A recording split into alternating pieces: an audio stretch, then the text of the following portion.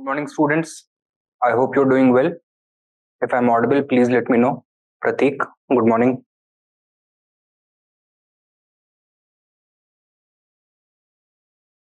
Good morning. Right. So, we were talking about the Great Revolt of 1857. We had already covered its causes. We had covered the leaders and storm centers of the revolt. We had talked about the spread and extent of the revolt. Now we have to talk about the causes for the failure of the revolt, followed by its consequences, and the debate surrounding the exact nature of the revolt. तो ये तीन हो चुके हैं, ये तीन बचे हुए हैं, right? First, the causes for the failure of the revolt of 1857.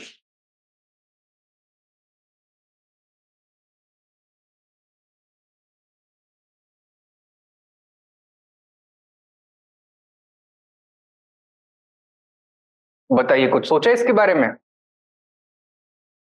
क्यों रिवोल्ट सक्सेसफुल नहीं था इन driving the British out of India? Why do you think it did not succeed? क्या रीजंस रहे होंगे? First of all, if you look at the map of India, did the revolt affect all regions everywhere the British were present? No, it was primarily a North Indian affair, and other parts of the country remained relatively peaceful. In fact, the British could mobilize the local support from other regions to suppress the rebellion in North India. दूसरा, और बताओ, और क्या factor रहा होगा? Did all class of Indians participate, or did all Indians participate unanimously against the British? No. So, the revolt did not witness the participation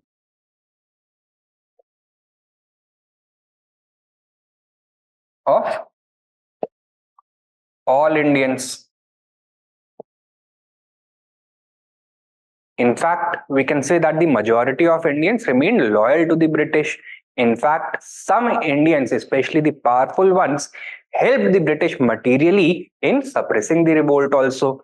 These include rulers such as the Raja of Gwalior, such as the Maharaja of Patiala, such as the other kings of Rajputana, etc. Right? So they remained loyal and helped the British in suppressing the rebellion.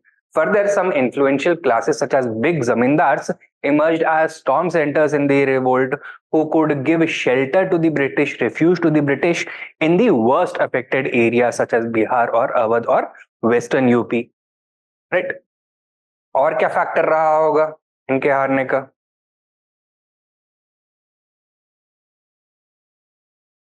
That the revolt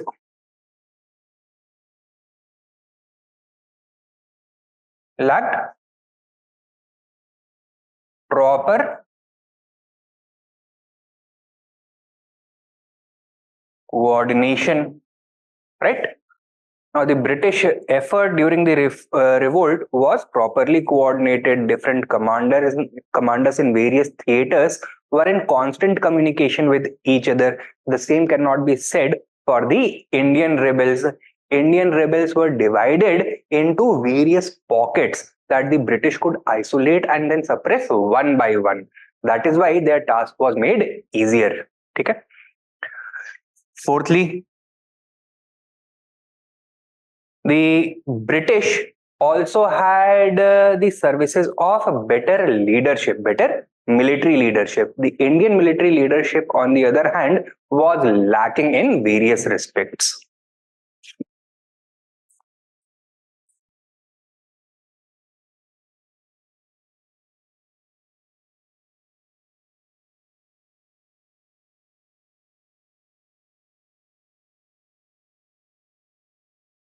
Were the rebels united with each other on a common political agenda, except for that they wanted to end British rule?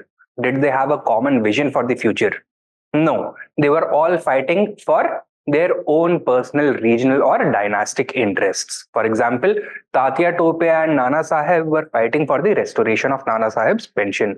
Rani of Jhansi was fighting for the restoration of her sovereignty. Begum Hazrat Mahal was fighting for the restoration of Awadh to the Nawabs, right? So there was no clear national vision. ठीक है.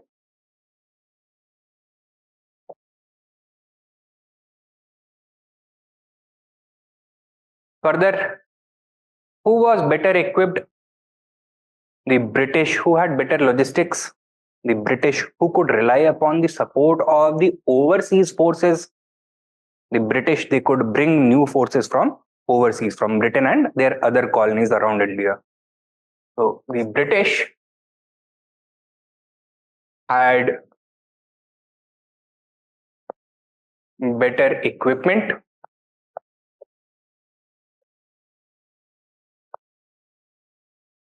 better logistics,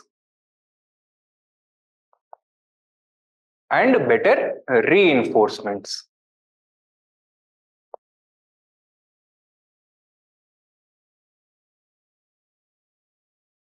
किसी भी modern uprising में leadership किससे expect करते हैं आप? Intellectuals से या फ्यूडल्स से? इंटेलेक्चुअल्स से. इंडियन इंटेलेक्चुअल्स कौन थे इस समय मिड 18th सेंचुरी में? The urban middle class intelligentsia. What was their attitude? Were they in support of the rebellion? No, they were neutral. So the Indian intelligentsia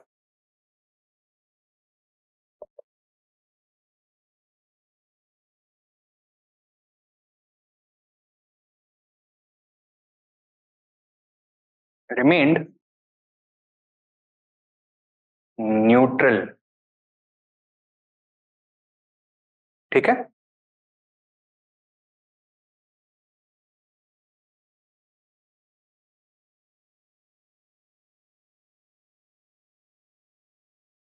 And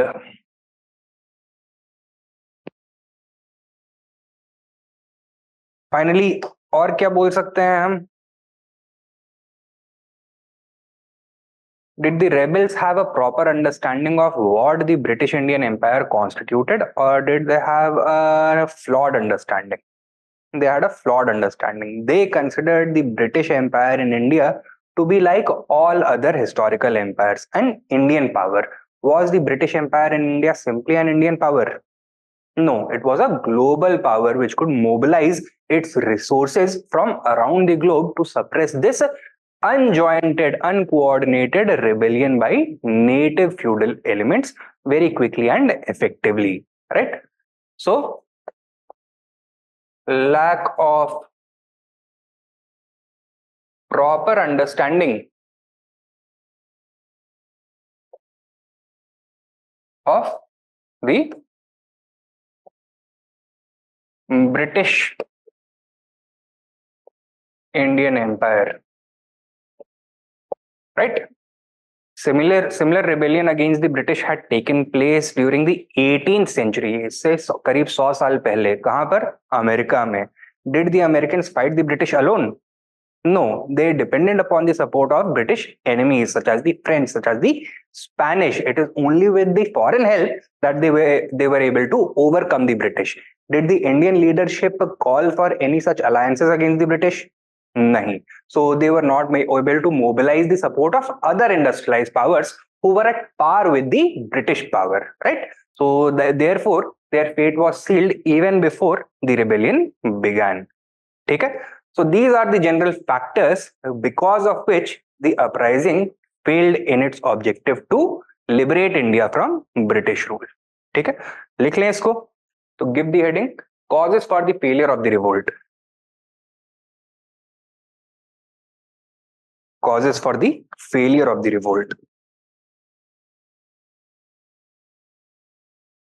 And इसमें लिखो number 1, the revolt was not an all India movement.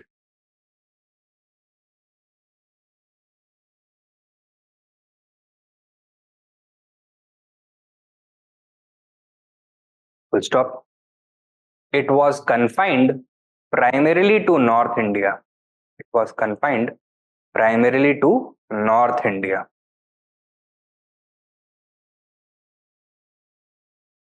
Full stop.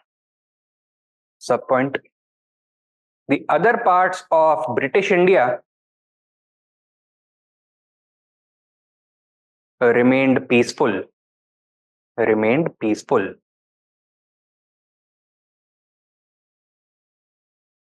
Full stop. Therefore, the British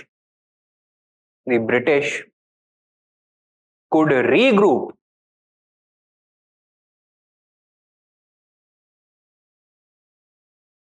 and tackle the rebels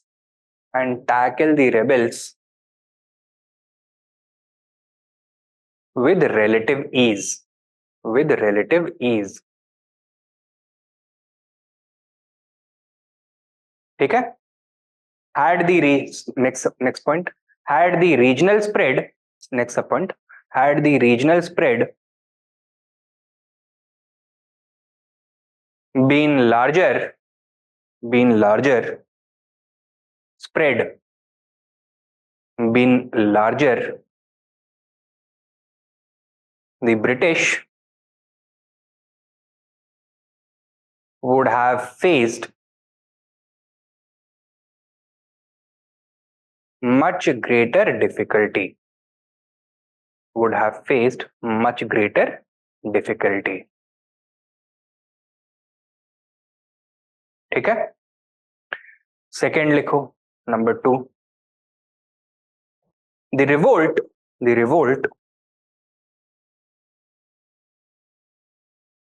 could not mobilize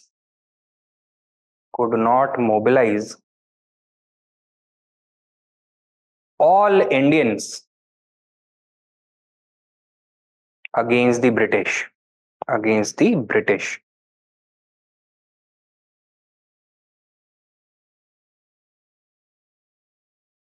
Full stop. Sub points में लिखो. General participation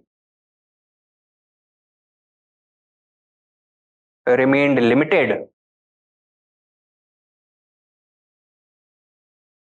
to the northwest provinces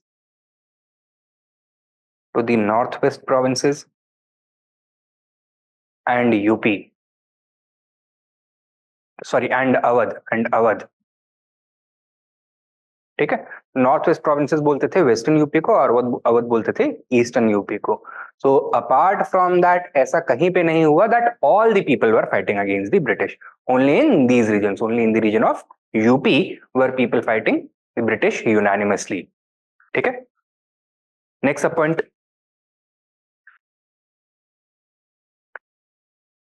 In fact,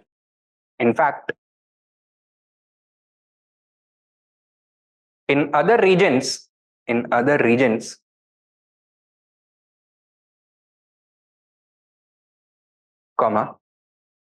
the British could rely upon the support of powerful Indian allies.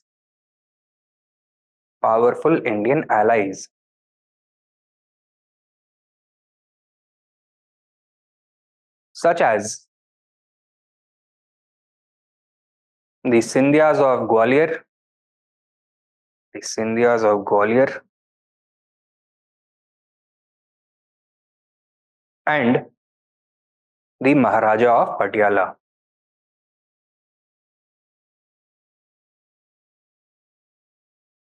And the Maharaja of Patiala. Next up point. Furthermore,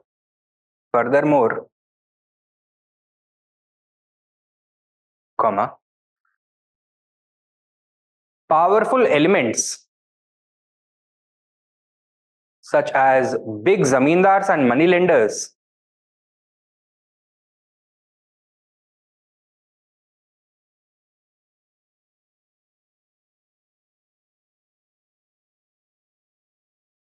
comma, who owed their support, who owed their fortunes,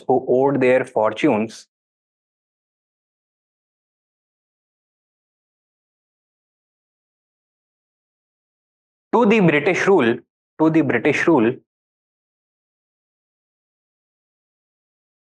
comma, emerged as within quotes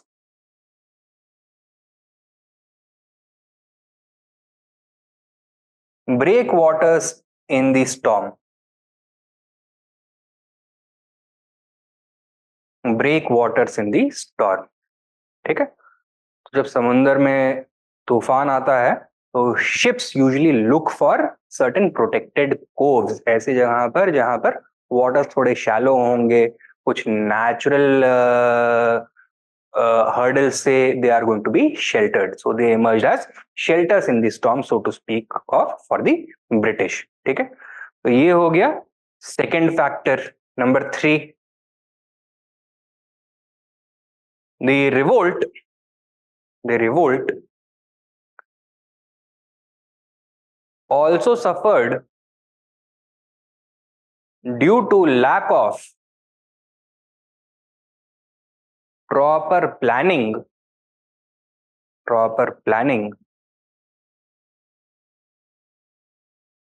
and coordination.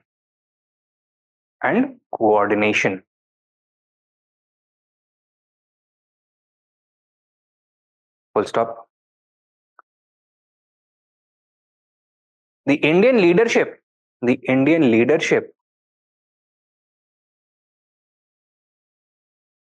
was affected by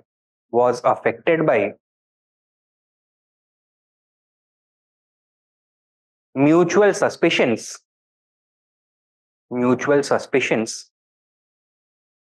and mistrust.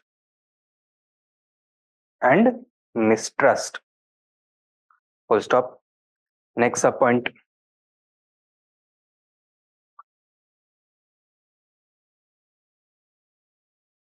The British were able to isolate pockets of Indian resistance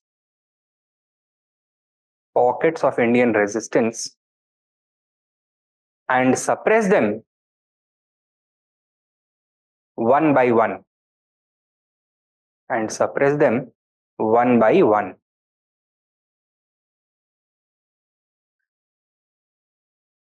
up point.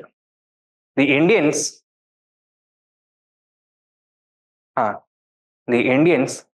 were unable to present a unified front.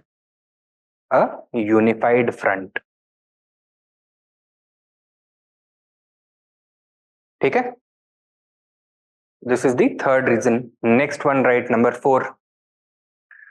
The revolt also suffered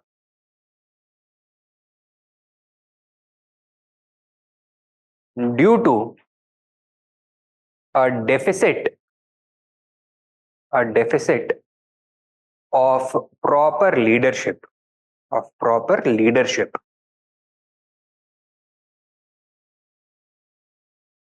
Subpoint. Bahadur Shah Zafar Bahadur Shah Zafar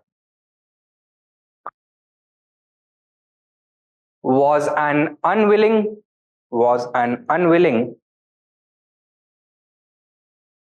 and incapable rebel.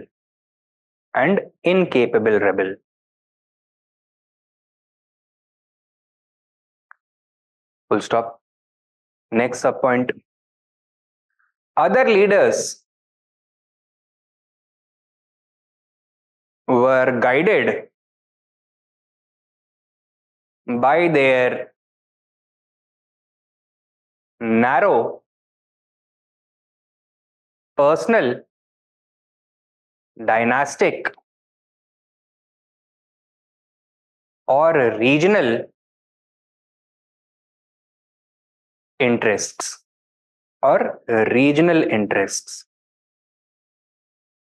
Next sub point.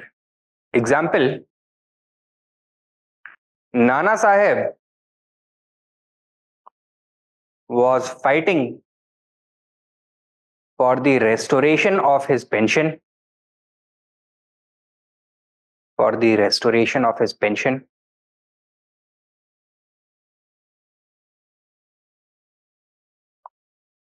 While Rani Lakshmibai and Begum Hazrat Mahal were fighting for the restoration of their respective states.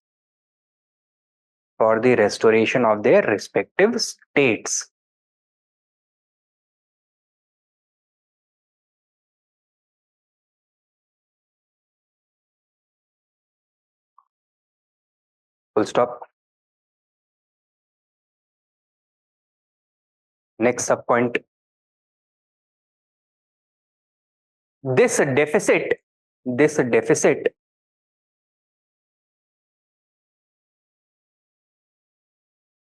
was also reflected in the attitude of other elements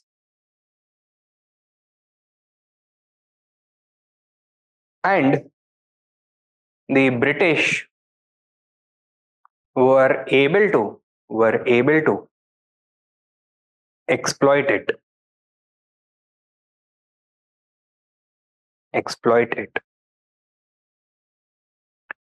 Subpoint. Example: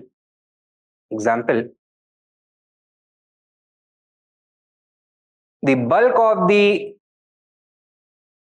talukdars of Awadh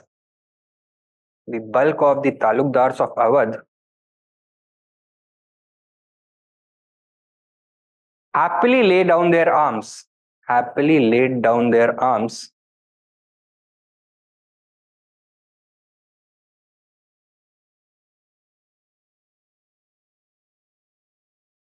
once they were guaranteed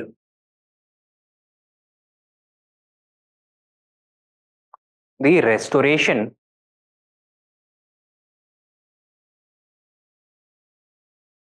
of their feudal privileges.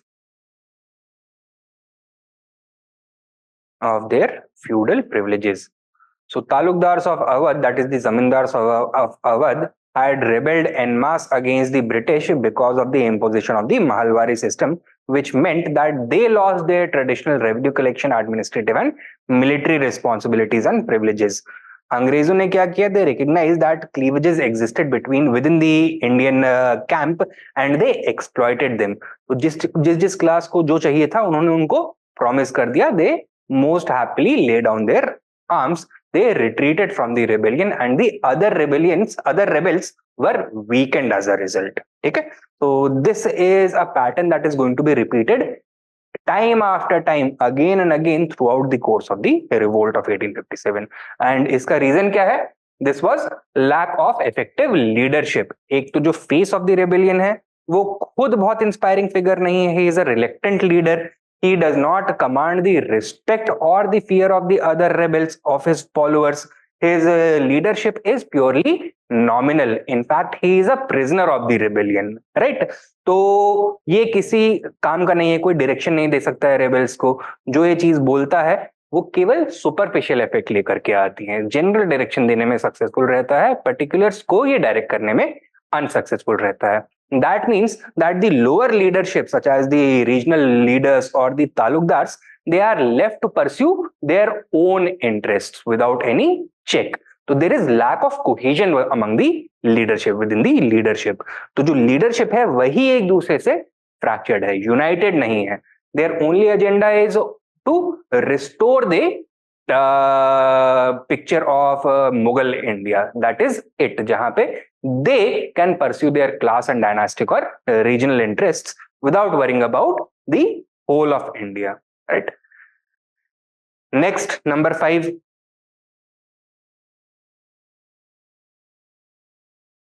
The rebellion also suffered due to the lack of any clear national vision.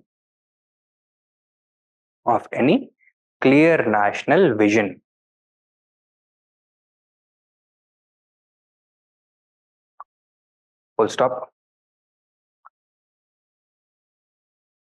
Subpoint.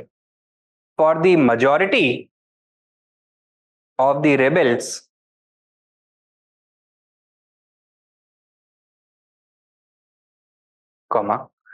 their revolt meant the restoration of old India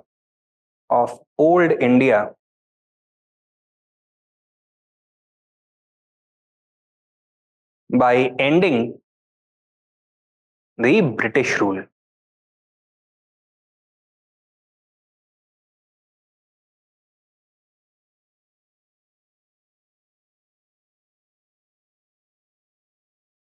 Next point, viewed within the long arc of history,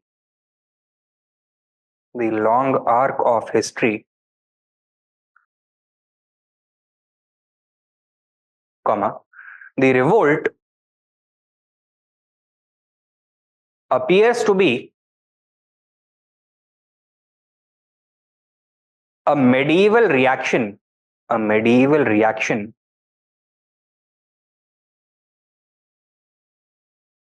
to British imperialism.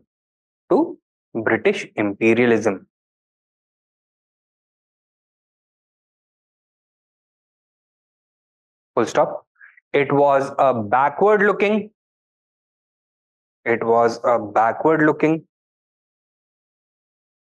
and feudal movement.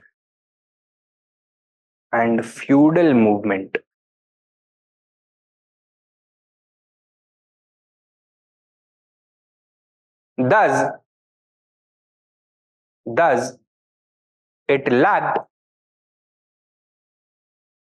a national character.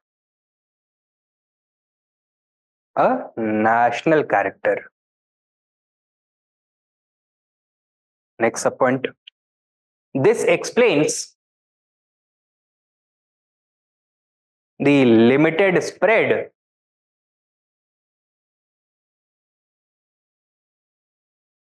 participation and enthusiasm of the rebels.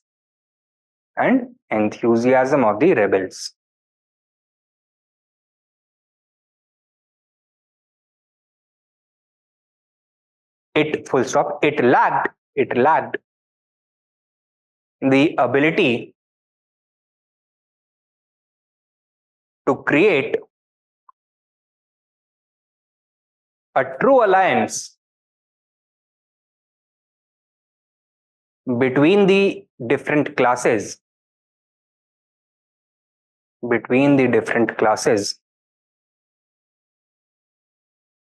for a common national objective.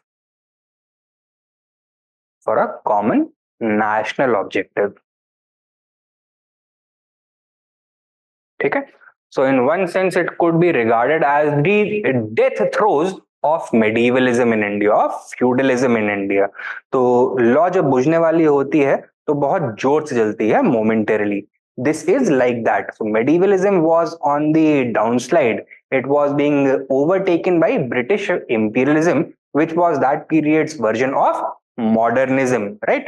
So it was the last ditch effort of medievalism to restore the old order. It was bound to fail क्योंकि मेडिवलिज्म में कोई एक grand class alliance के ऊपर focus नहीं होता है। It is always controlled by some feudal leaders, by some monarchical elements.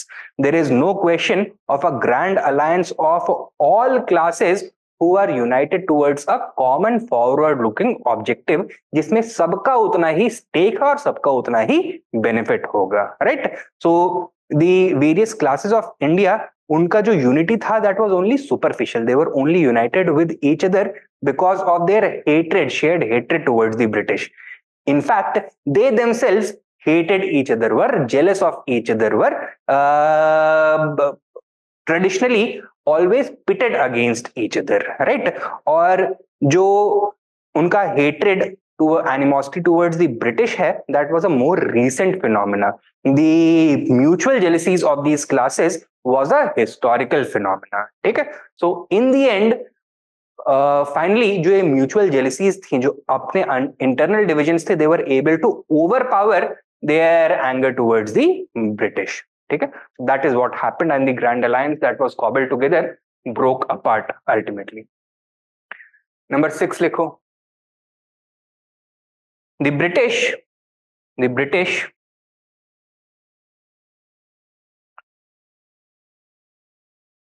also had access to better equipment, logistics and reinforcements.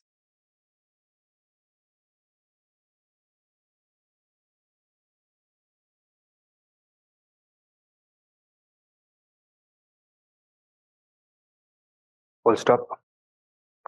सब पॉइंट लिखो। while the rebels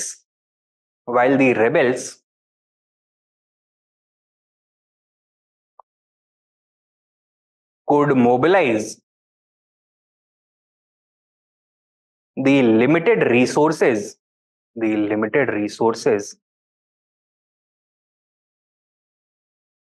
that they had commandeered from the British,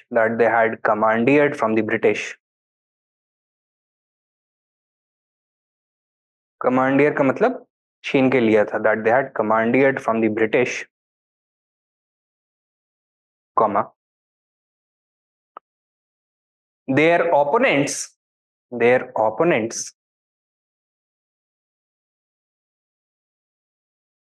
had a vast network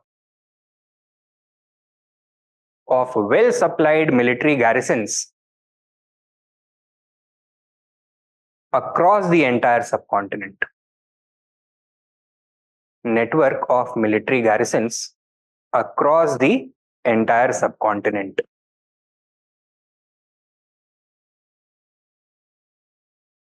Across the entire subcontinent. So what is going to happen? As the war is going to progress, जो असला बारूद, जो arms and armaments है, equipment है, with the rebels, their manpower, that is gradually going to go down. It is going to diminish. Whereas the British have a virtually inexhaustible supply of these things. वो बाकी region से यहाँ पे आकर के resupply कर सकते हैं, reinforce कर सकते हैं. That is the idea. Next sub point लिखो. Further, the British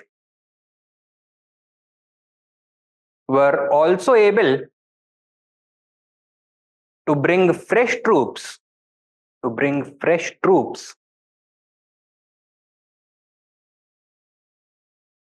to India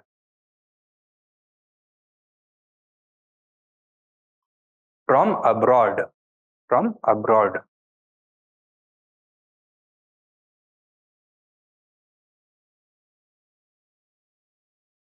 Full stop. Next sub point.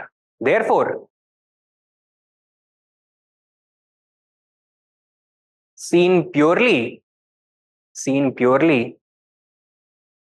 from a strategic and logistical perspective,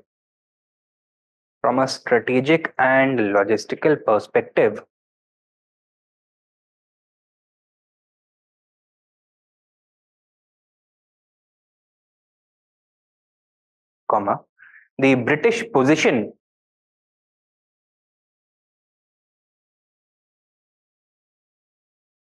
was unsurmountable. ठीक है, तो हम जज्बे जज्बात की बात नहीं कर रहे हैं. We are talking only about the economy of war, the supplies, the men, the material, the equipment. From that perspective, the British could never have been defeated by the small pocket of rebels. ठीक है, I'm saying small. Obviously, the uprising was very large. In fact, जो total population mobilize हुआ था इस uprising में, that was more than the whole of the American Revolution and the French Revolutions combined. ऐसा बोल देना कि small था वो ठीक नहीं होगा. But we are going to look at all these things in relative terms. If Indian mobilization was at a grand scale, British mobilization was at a doubly grand scale. ठीक है, doubly large scale. तो उस sense में हम small बोल रहे हैं, right? तो ये हो गया the logistical explanation. Next, right, जो ideological explanation है, number 7. The rebellion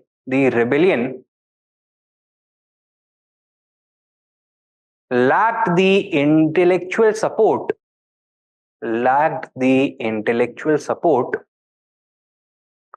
of the Indian middle class intelligentsia.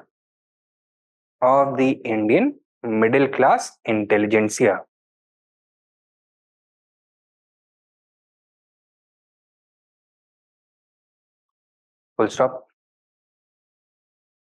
Sub point. The urban middle class had remained neutral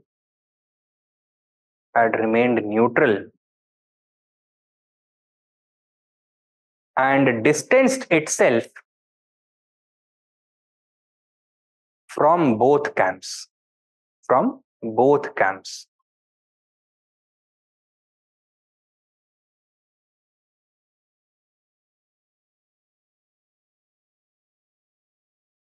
Next sub point. Therefore, the revolt was unable to graduate from its narrow feudal roots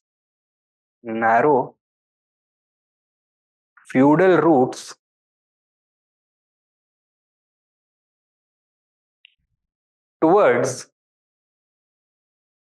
a proper national revolt.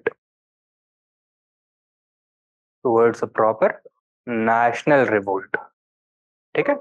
Now, nationalism is a modern idea and modernism इस समय केवल middle class intelligentsia में था, right? So they were the ones who could have transformed this feudal revolt, regional revolt, into a proper national revolt, not only of men and material but also of peoples and ideas.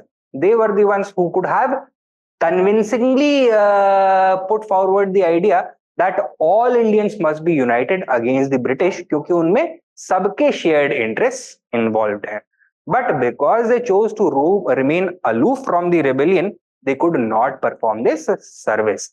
And very famously, it has been observed that Indian nationalism or nationalism as a whole is a middle class movement par excellence. So it is a historical trend. जहां पे भी nationalism emerge हुआ है, it is only because of the leadership of the middle classes. शुरुआत वो करते हैं, बाकी सब follow करते हैं. But since they were not interested in this revolt, they did not see that this revolt could divert its direction. Therefore, they remained aloof, and thus the revolt suffered due to the lack of their services, their participation. Now, ये लोग directly जाकर के लड़ाई वड़ाई नहीं करते. but they could have played a very important role in mobilizing a grand alliance. They could have played a very important role in mobilizing the people of India in a common cause, right? At a deeper level. तो जो internal contradictions थे among Indians, उनको ये address करने में ज्यादा successful होते. तो जो alliance emerge होता as a result, that would have been much stronger and much more difficult to dissolve. तो जैसे कि तालुकदार के साथ अंग्रेजों ने किया कि अलग करवा दिया उनको, that may not have been as easy for them had the intelligence also participated. ठीक है, सब पॉइंट लिखो. हाँ, next sub point. in other words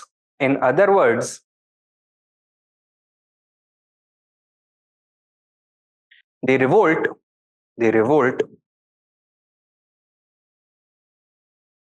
suffered due to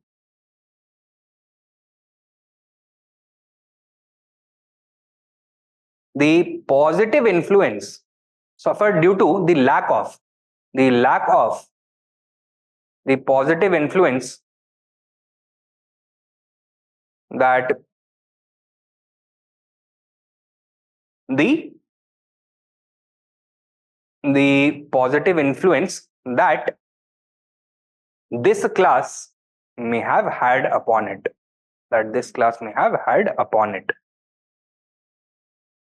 ठीक है. तो ये हो गया number 7. And lastly number 8, lack of proper understanding of the British Indian Empire. So write down. The rebels also lacked a proper understanding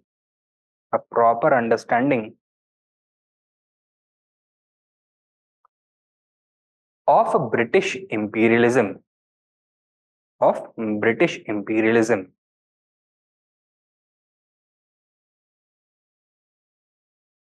Full stop.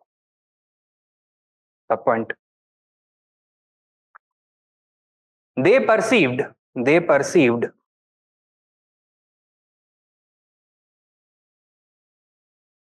British Indian Empire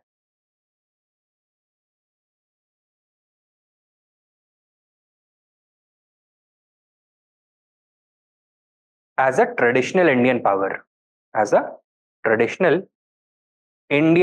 Indian को within inverted commas.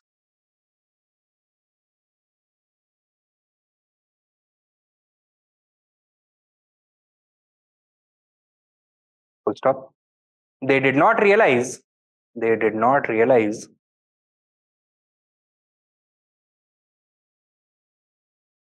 the British Empire was in fact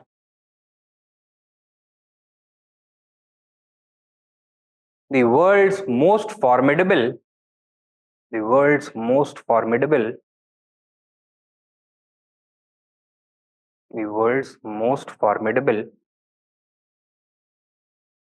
global superpower.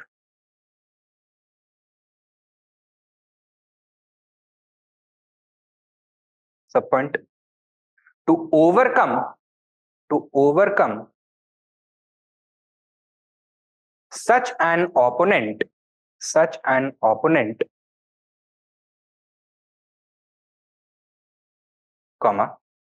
foreign assistance was crucial.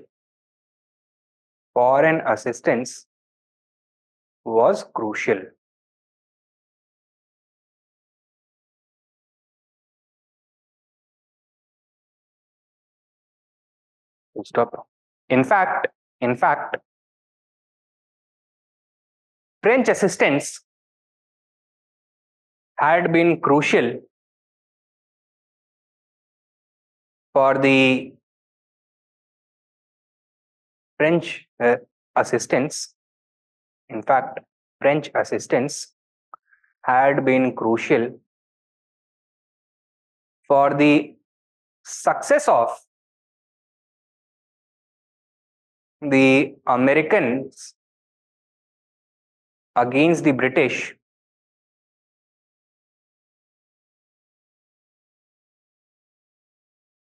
almost a century earlier. almost a century earlier.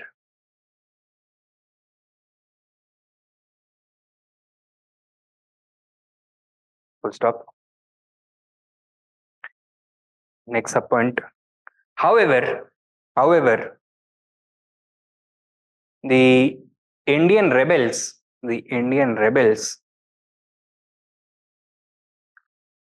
did not appeal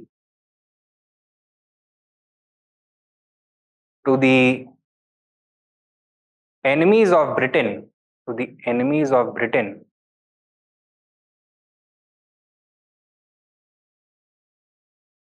for any assistance.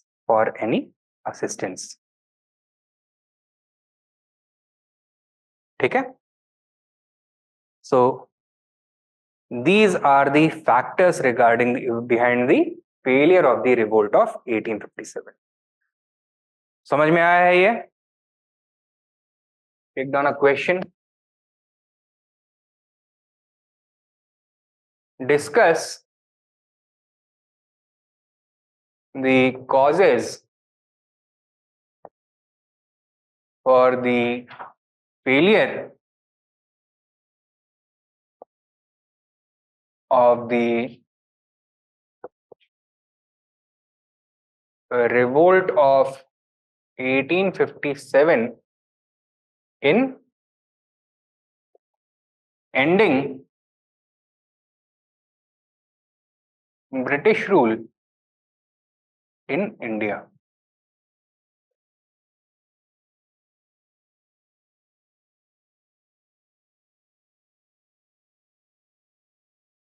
(200 words, 15 marks.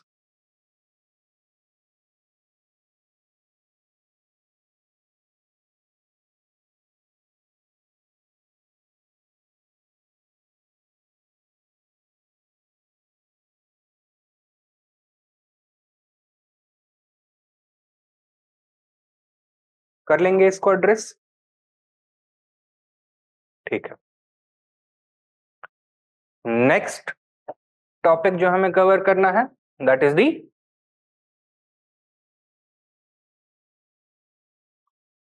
consequences of the revolt of 1857. Now, ये वाला topic हम already cover कर चुके हैं when we were talking about the ये financial phase जो political policy है, right? तो इसमें क्या क्या देखा हमने?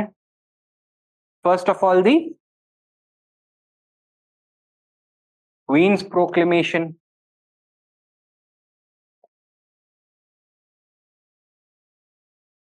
ऑफ 1858.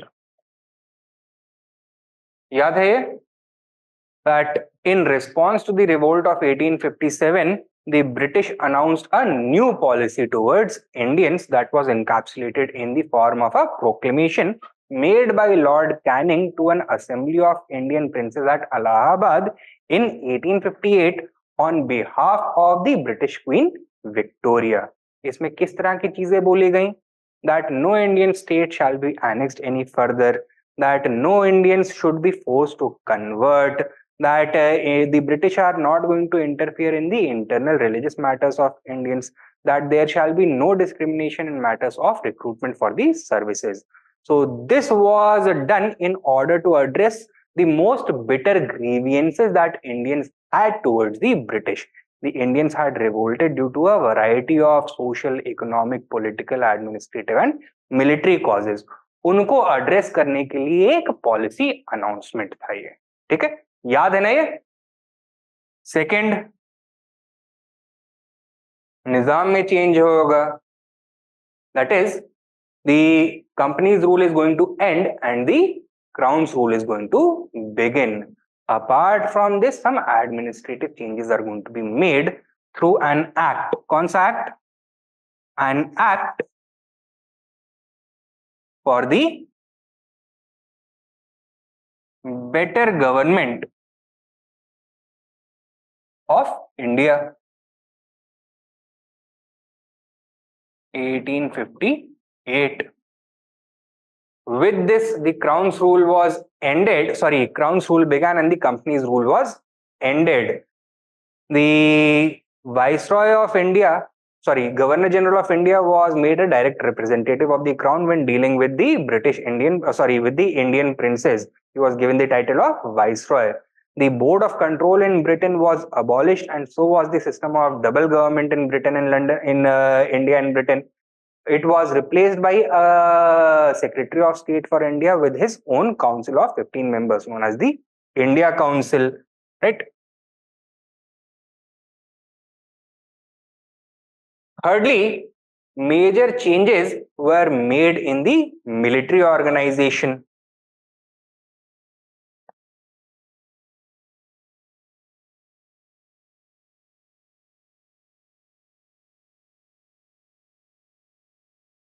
क्या क्या किया गया?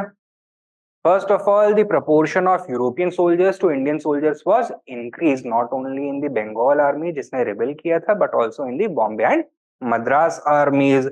Further, the principle of a division and counterpoise was introduced in order to maintain a check against future rebellions, right? Thirdly, deliberately, civilians and the sepoys were kept separate from each other. So, the bleeding over of civilian grievances into the military was avoided through some material changes. And fourthly, the myth of martial races was created in order to prevent recruitment from those regions who had been most active during the rebellion, that is Bihar, Bengal, Awadh and UP, western UP, right? तो यहां से recruitment को suppress करने के लिए एक myth introduce किया गया. Fourthly,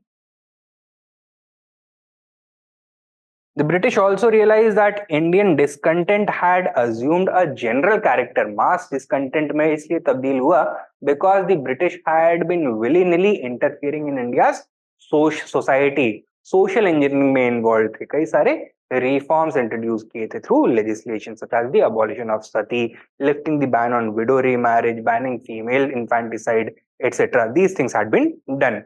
This had not gone down very well with the orthodox sections of Indians, and thus a new policy was adopted. The end of the British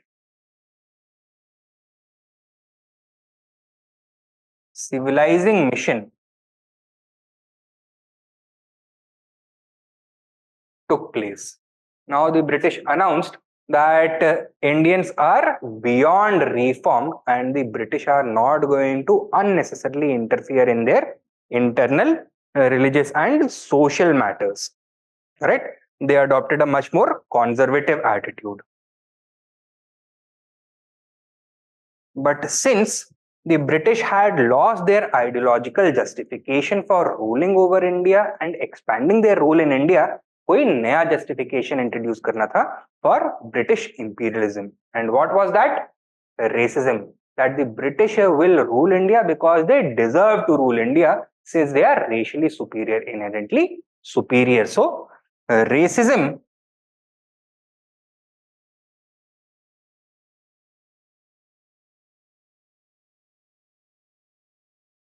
intensified, right? And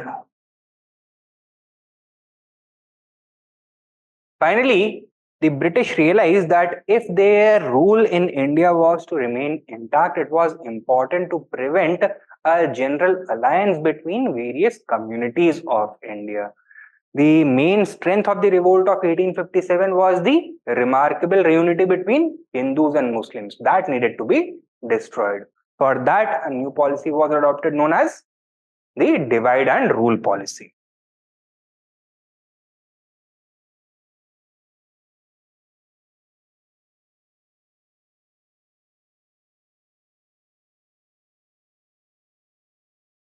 ठीक है?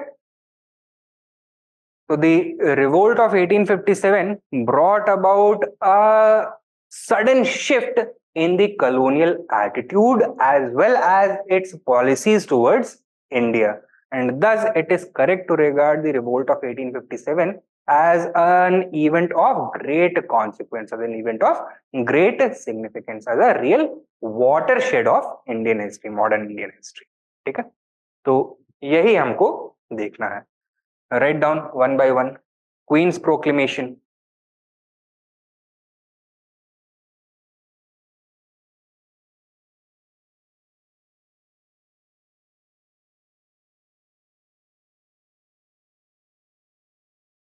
(1858).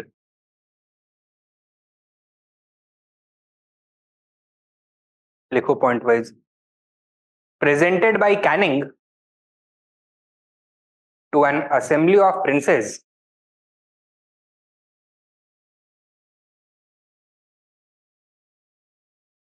at Allahabad,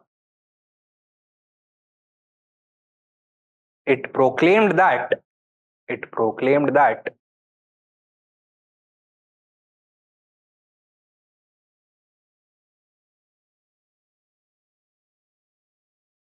:1 2 3 4 5 करके अब लिखना. Number 1, no Indian state shall be annexed.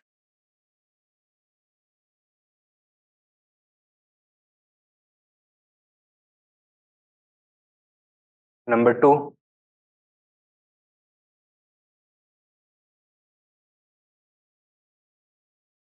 no Indian shall be forced to convert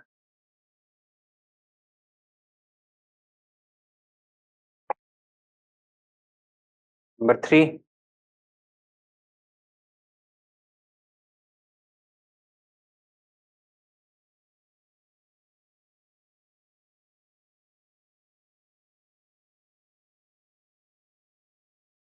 there shall be equal protection under the law for all Indians. Number 4, under the law for all Indians, तो legally Indians अब बराबर होंगे अंग्रेजों के. ठीक है,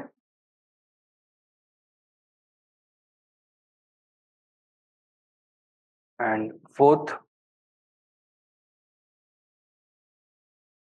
there shall be no discrimination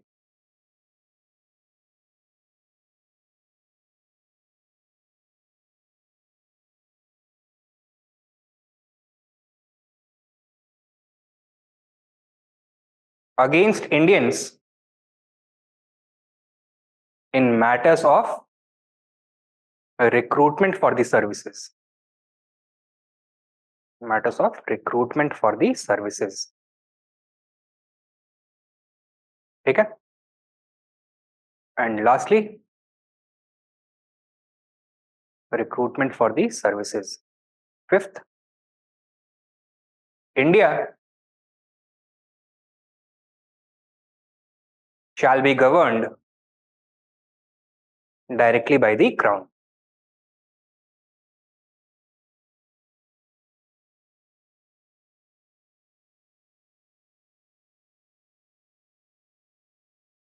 ठीक है, so this was the Queen's Proclamation. इसका objective clear है, to assure the Indians that all their problems are now going to be solved. And who is going to solve them? The crown itself. ठीक. Second, an act for the better government of India, 1858. An act for the better government of India, 1858.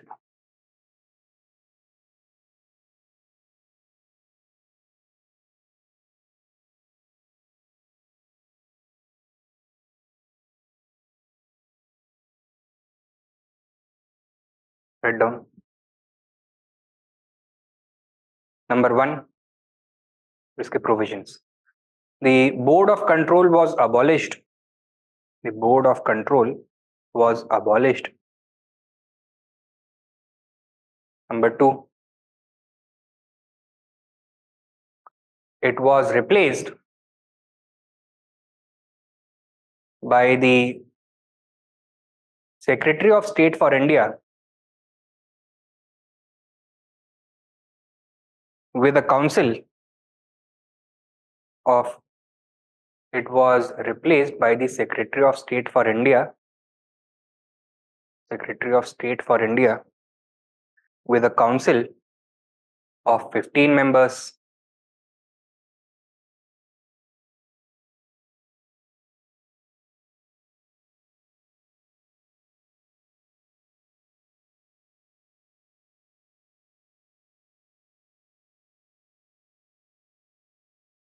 Third, the Governor General of India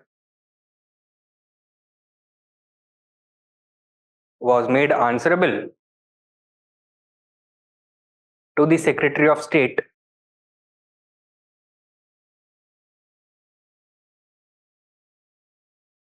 and was given the additional role of Viceroy.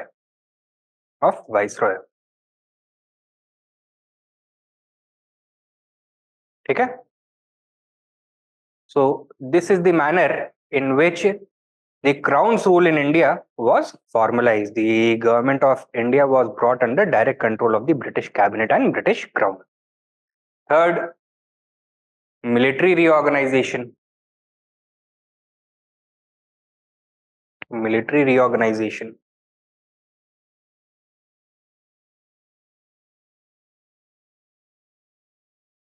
लिखिए one by one. Number one, the proportion of European soldiers to Indian soldiers was increased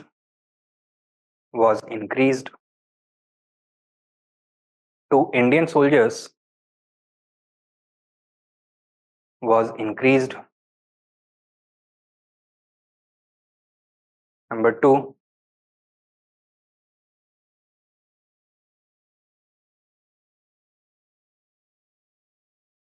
sensitive and strategic wings of the army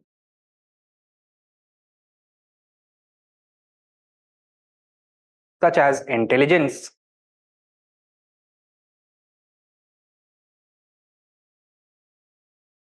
and artillery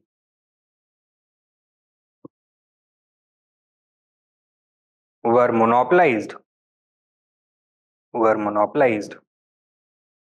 by European officials.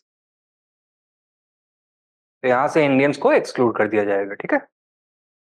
Were mobilized by European officials. Number three,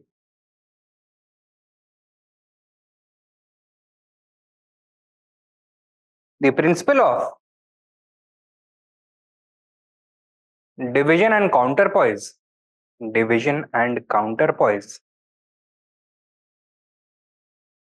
was utilized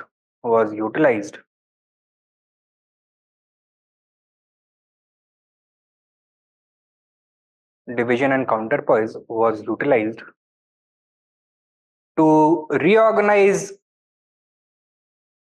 the army along regional and sectarian lines.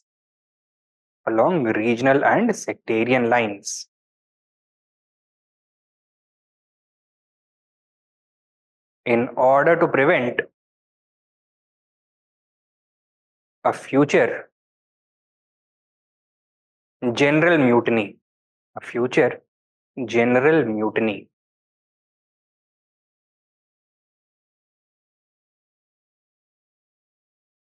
Number four,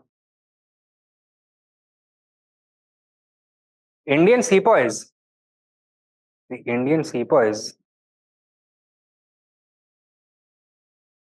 were distanced physically, materially, as well as ideologically from the civilian population. Physically, materially, as well as ideologically from the civilian population. in order to prevent the infection of general discontent.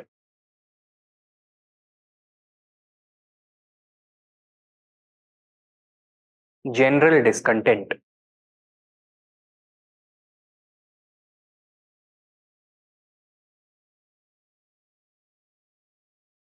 And 5,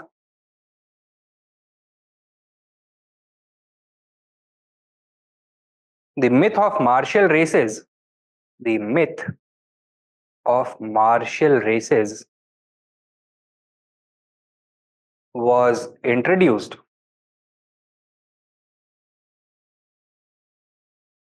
to discourage recruitment from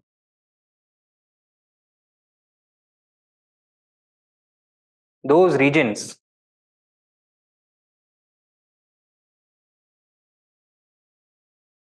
that had been most active during the revolt. During the revolt. Okay? So, major reorganization of the military was brought about following the revolt. Next, end of the British civilizing mission. Number 4. End of the British civilizing mission.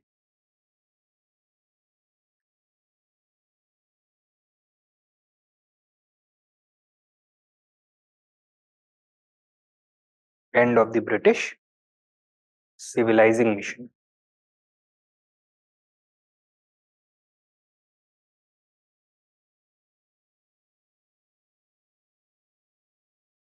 लिखो. The British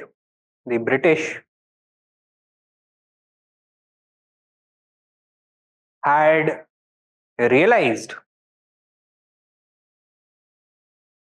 that their aggressive social reform movement in India had backfired.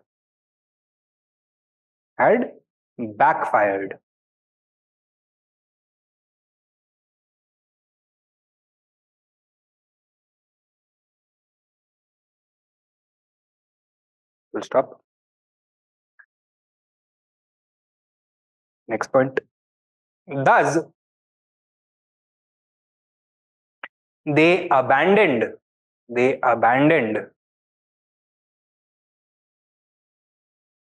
their mission to, quote unquote, civilize India. To civilize India. Full stop. Next subpoint. Instead, they adopted a much more conservative position towards reform.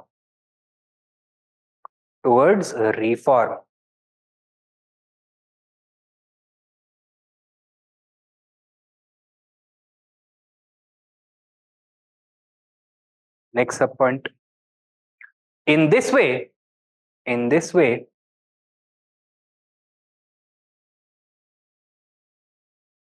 they fulfilled two objectives simultaneously.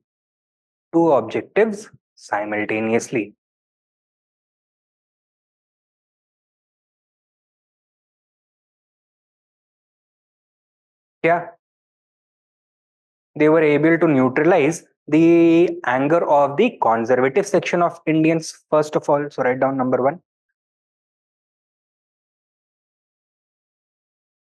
They neutralized the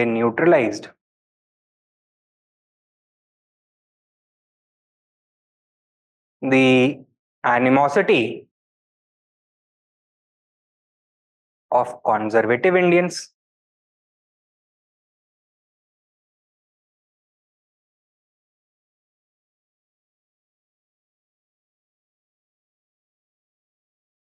And second, क्या हुआ? That they declared that Indians were unfit for civilization because they are inherently inferior. Thus, in the same stroke, they were able to provide further justification and new justification for the continuation of British rule. At the same time, number two, at the same time, by declaring Indians, within quotes, unfit for civilization, by declaring Indians unfit for civilization within quotes.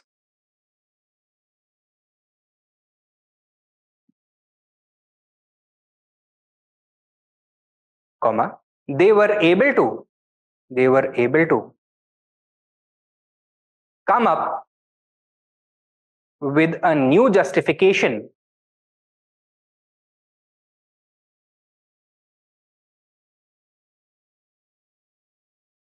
for their continued rule.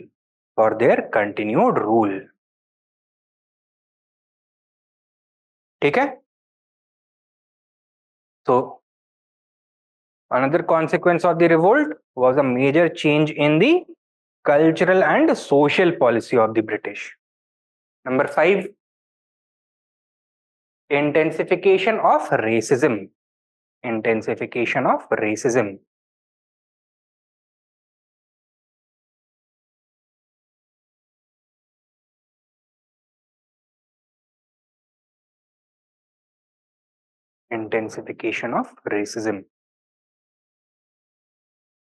Full stop. लिखो. The British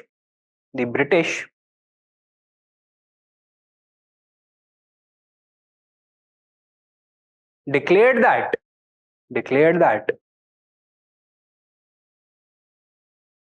Indians were unfit for civilization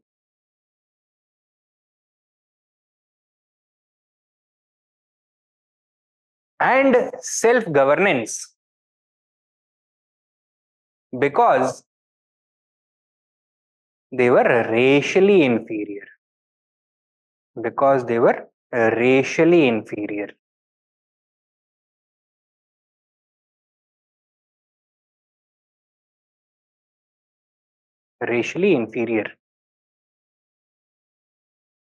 Next point. On the other hand, the racially superior whites were declared as the master race.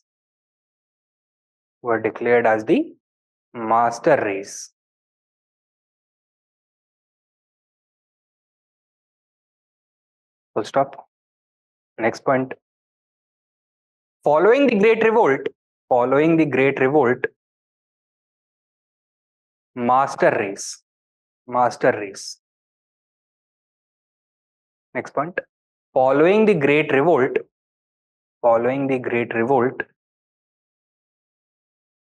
comma, a strict policy of racial segregation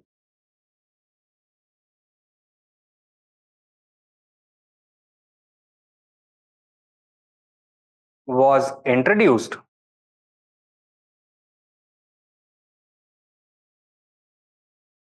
in order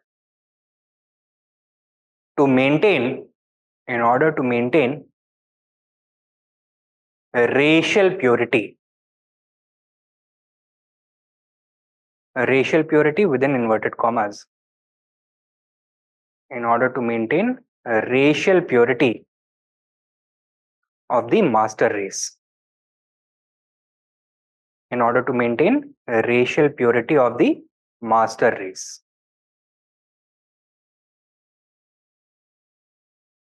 ठीक है? Idea क्या था? If this racial distinction was to be diluted, then the British are going to lose their racial purity they are going to become impure and also uncivilized like the Indians. Thus, they would lose their justification for continuing to rule over Indians. Therefore, पहले जिस तरह का physical segregation दिखता था between Indians and British, that was now magnified to a great extent. Clear? And finally, divide and rule policy. Number 6. Divide and rule policy.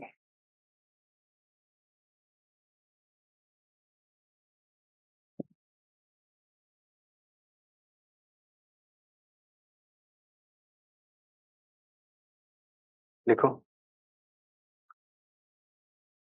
The British came to the realization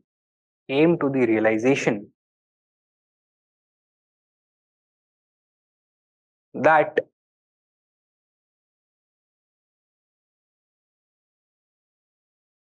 in order to ensure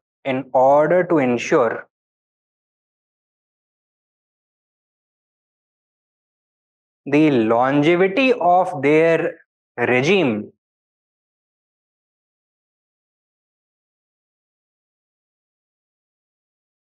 comma, they would need to ensure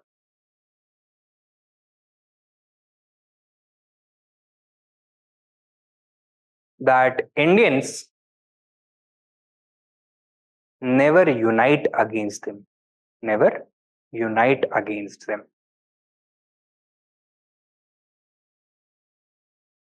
Full stop. Next point. Against them.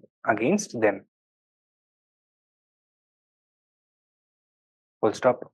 Next point. Thus, they envisioned to exploit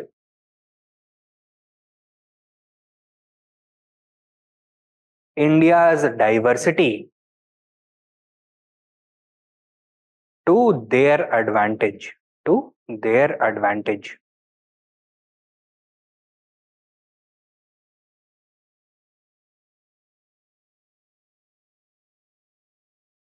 Full stop. Next point. The biggest strength of the revolt of 1857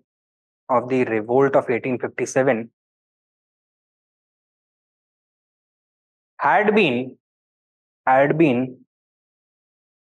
its remarkable Hindu-Muslim unity.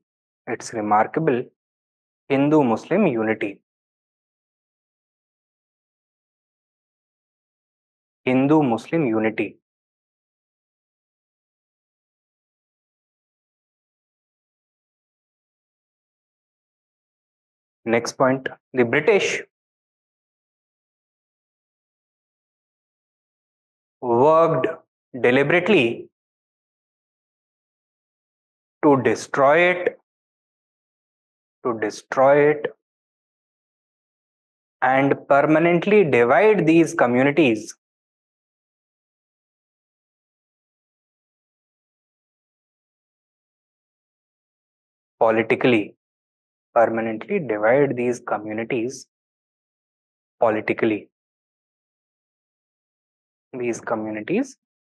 politically.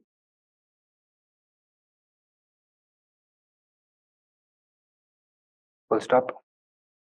Thus, the divide and rule policy became the official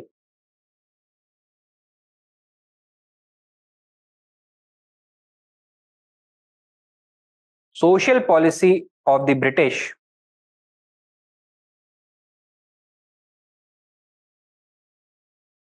in India.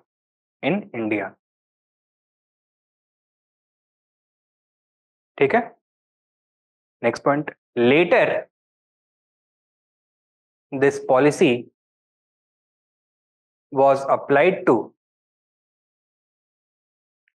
other groups as well.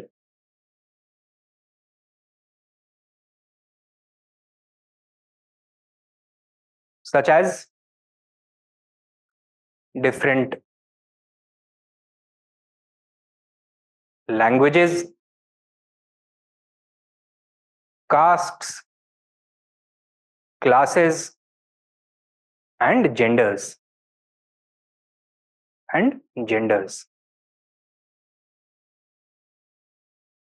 ठीक है. So शुरुआत हुई with the Hindus and Muslims. पहले इनको divide करने की कोशिश करी. When this was not sufficient to prevent the rise of nationalism, then the upper castes were pit against the lower castes. The zamindars against the ordinary peasants, the industrialists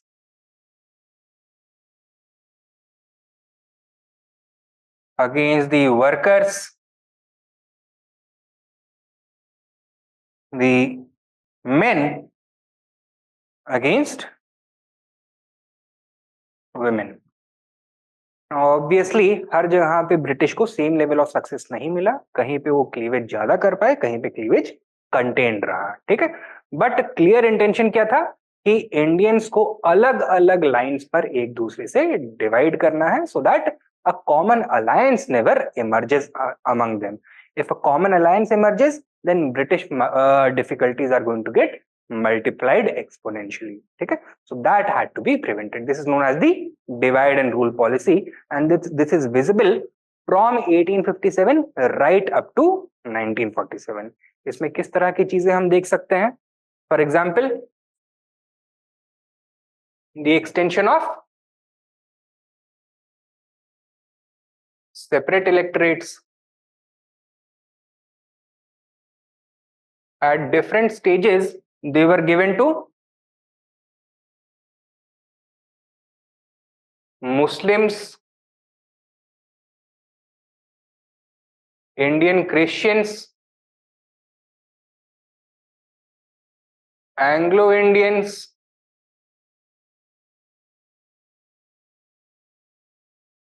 Sikhs,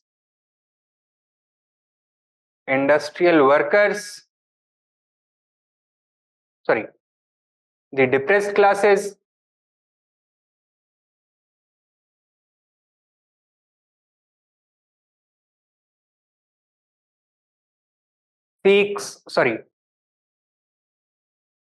industrial workers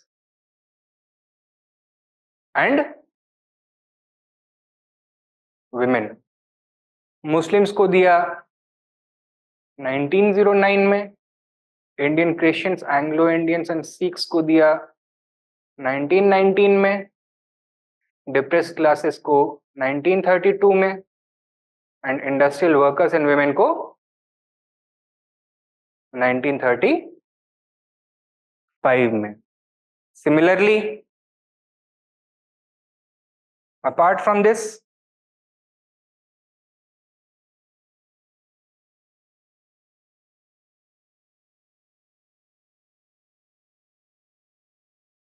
reservations in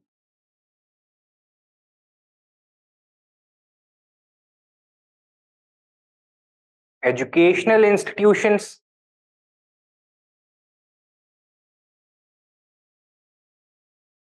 and government services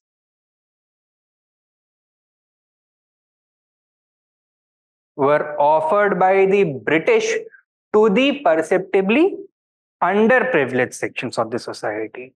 तो इनके interest को unite करने की कोशिश कर रहे थे इनके इंटरेस्ट के against. Clear?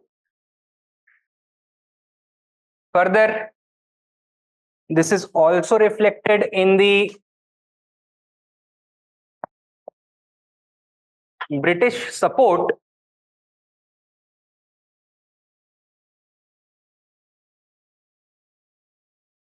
for the political organizations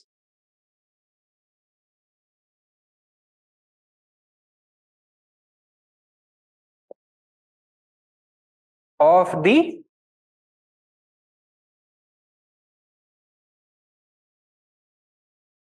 marginalized sections who were advocating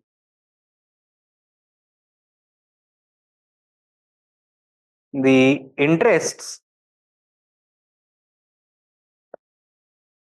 of their particular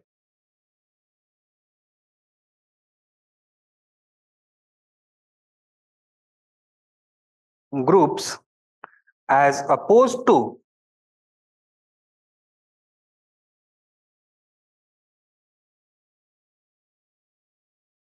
national interests.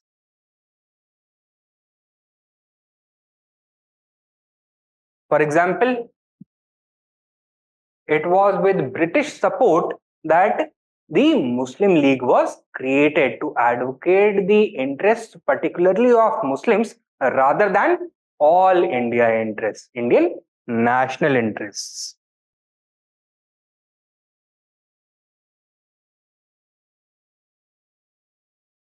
तो मुस्लिम लीग के क्रिएशन में अंग्रेजों का डायरेक्ट हाथ था. The British also adopted a very sympathetic attitude towards the leaders coming from the lower caste, the depressed classes, such as Dr. Ambedkar and his Indian Liberal Federation.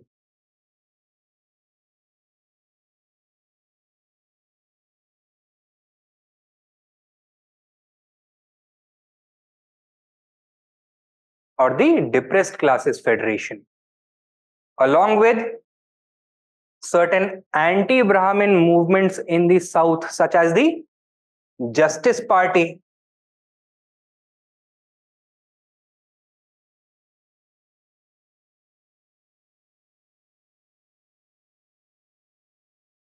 ठीक है, or the self-respect movement. They also supported the parties which were floated or mobilized by regional leaders who were at odds with the nationalist leadership of the Congress, such as the Unionist Party.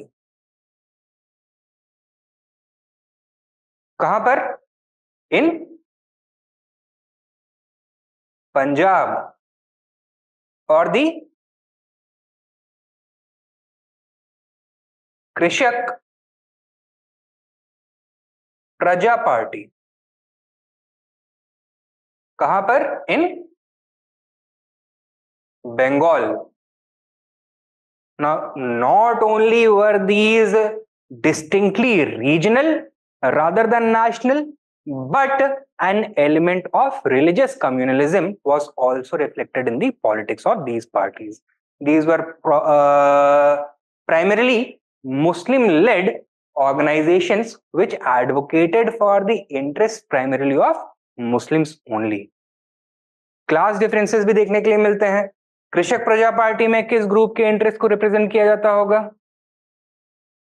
The farmers. Bengal में पिक्यूलियरिटी ये थी कि जो बड़े जमींदार थे वो हिंदूज थे, लेकिन bulk of the population that was farming that was Muslim. तो कम्युनल एंगल भी आ जाता है यहाँ पर.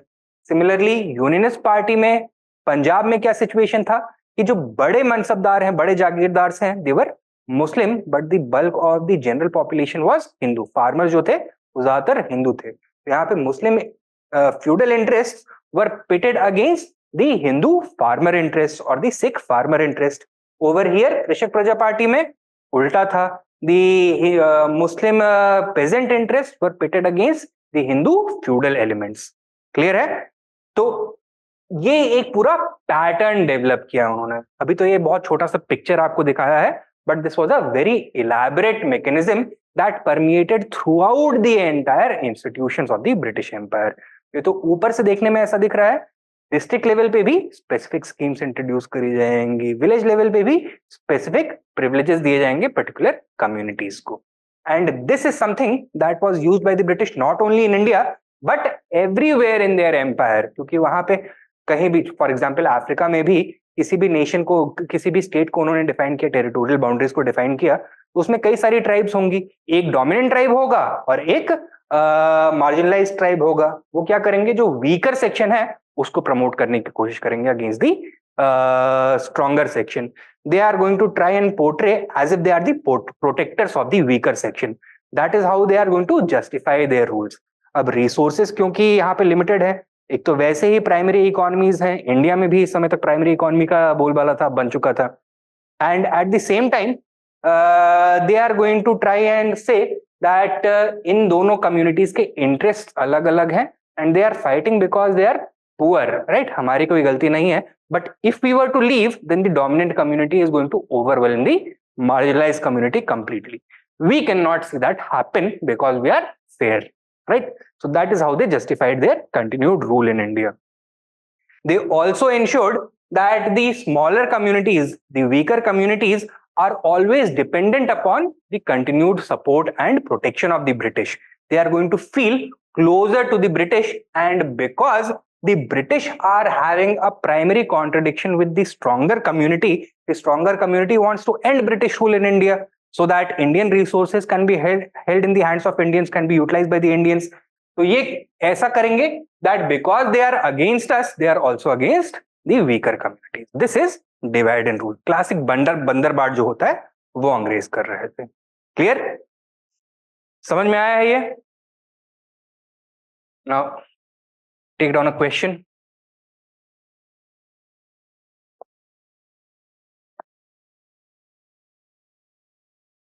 The revolt of 1857 was no more than a minor footnote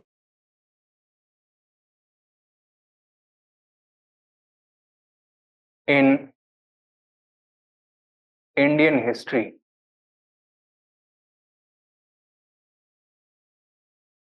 It failed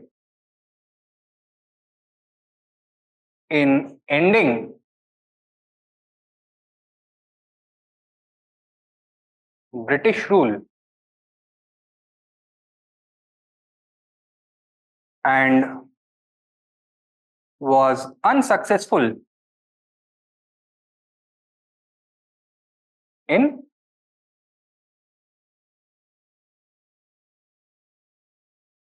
fundamentally altering the situation in India. Full stop.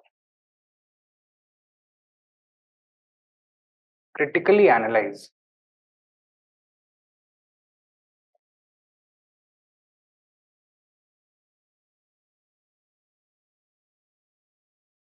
$200 words, 15 marks.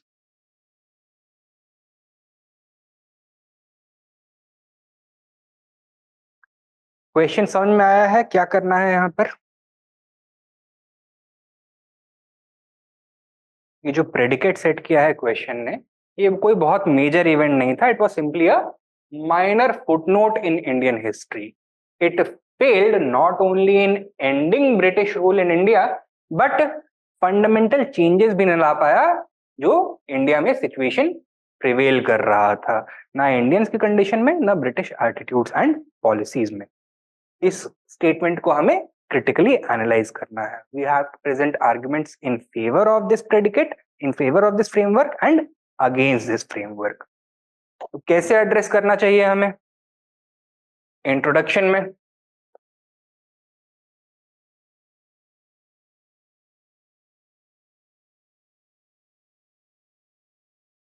क्या बोल सकते हैं हम?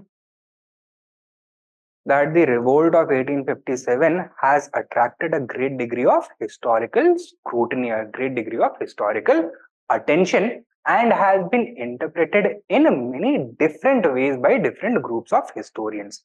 Therefore, almost all aspects of this revolt are subject to a intense historical debate. Okay? Debate exists करता है almost सारे aspects में, and the same is true for the significance or consequences of the revolt.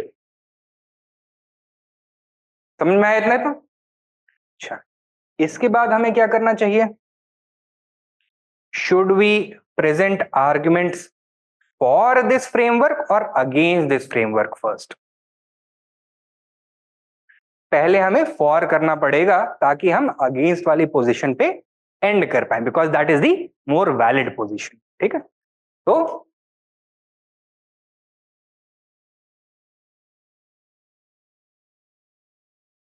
हम किस basis पे argue कर सकते हैं? That is should be regarded as a minor footnote in Indian history. कोई बहुत मेजर डेवलपमेंट नहीं था. किस बेसिस पे आर्ग्यू कर सकते हैं? At first, British rule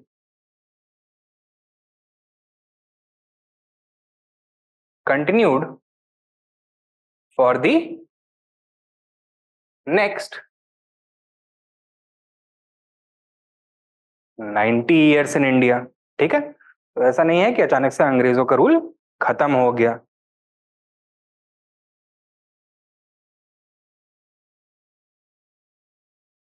Second, the revolt of 1857 was not a unique development. इसके पहले भी कई सारे revolts हुए, इसके बाद भी कई सारे revolts हुए, right? The revolt was one in a series of unsuccessful revolts and should be treated as such. Like those revolts did not have any major impact on British rule in India, these revolts also failed to have any major impact. ठीक है?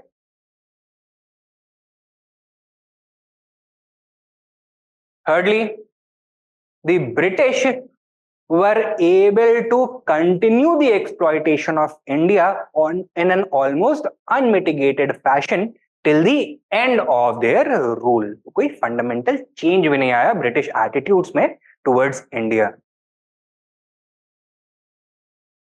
British exploitation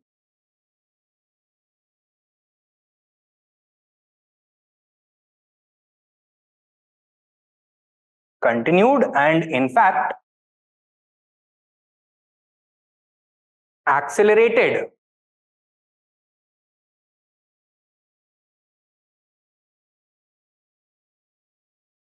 during the financial phase.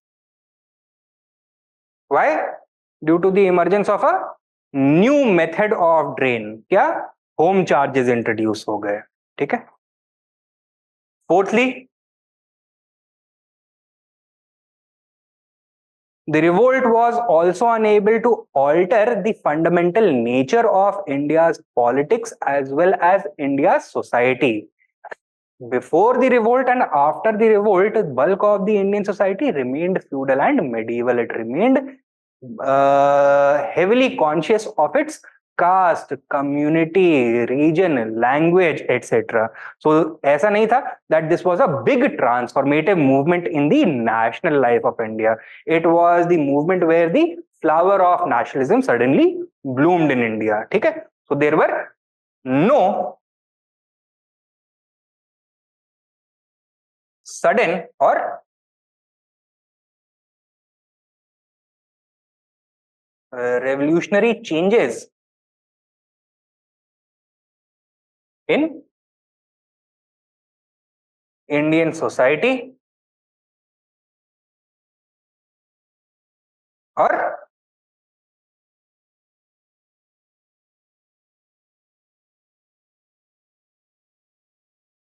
Politics.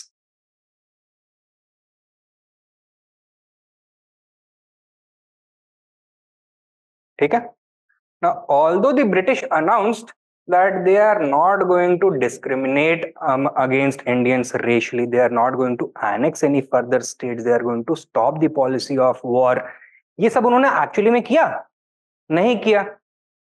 So the British wars,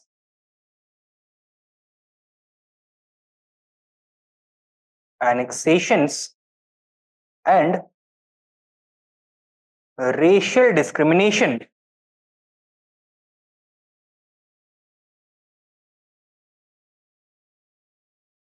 continued, and in some cases even intensified.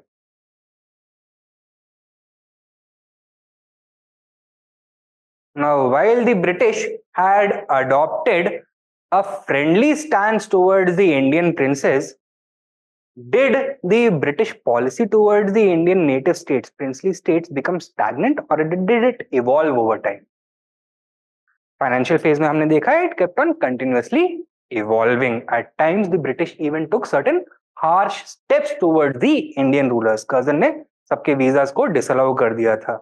Protection given to the Indian rulers was made conditional upon the return of good governance to the Indian subjects, right? So the British policy towards Indian rulers did not remain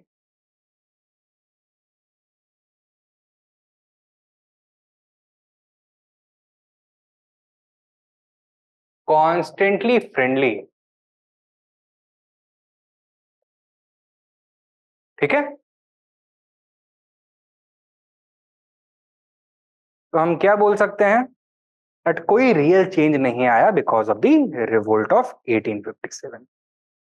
but this is only a superficial understanding of the British rule before and after the revolt of 1857. तो अब against में क्या देखेंगे, that it was actually a watershed in the Indian history because there was a complete shift in the British attitudes and policies towards India following this. ये हम देख सकते हैं कैसे, through changes in their political,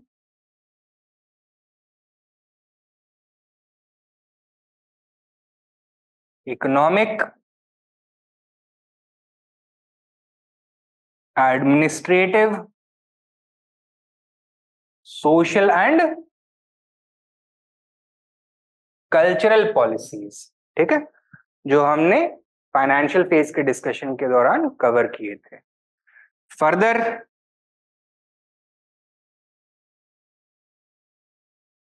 specific changes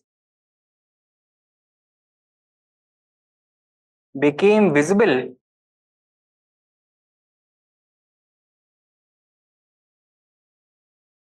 immediately after the revolt.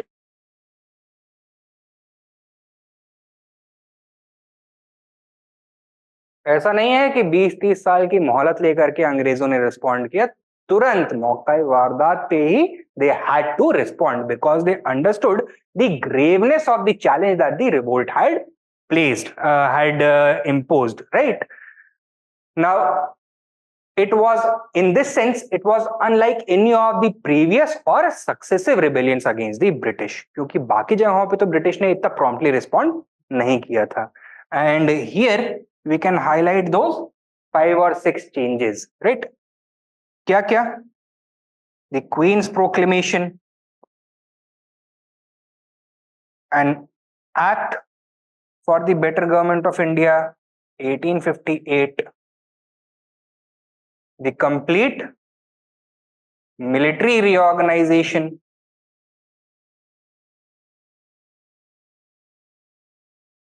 the abandoning of the civilizing mission,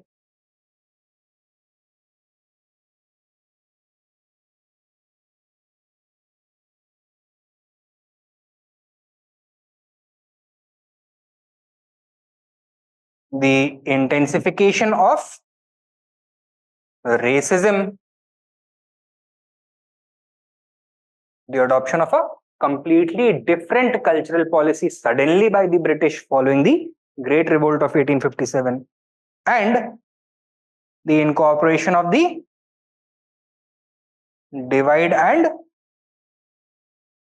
rule policy.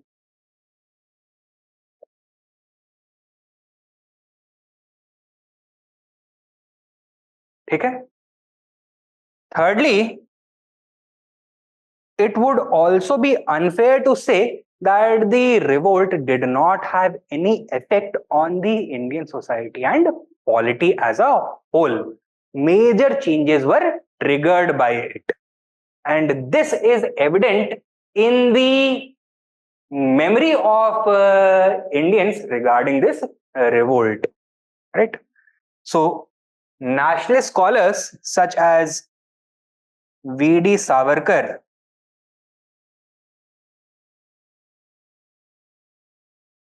have referred to the revolt as the first war of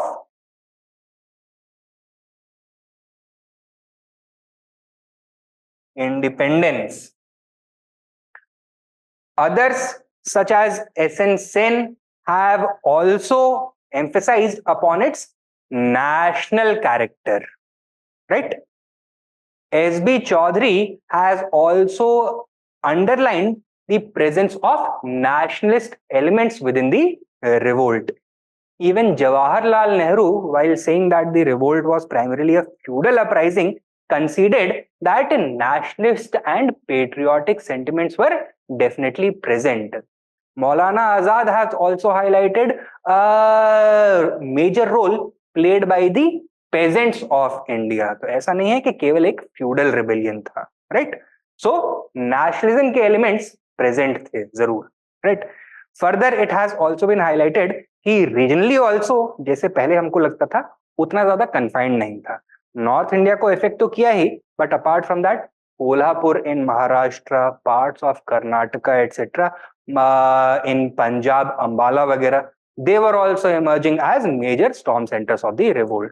So जो nationalist upsurge है, anger है towards the British, that was much more powerful in uniting Indians as compared to the earlier estimation. ठीक है? So nationalist elements भी इसमें present जरूर थे, and in fact it triggered a wider understanding of Indians among Indians that they belong to a particular nation.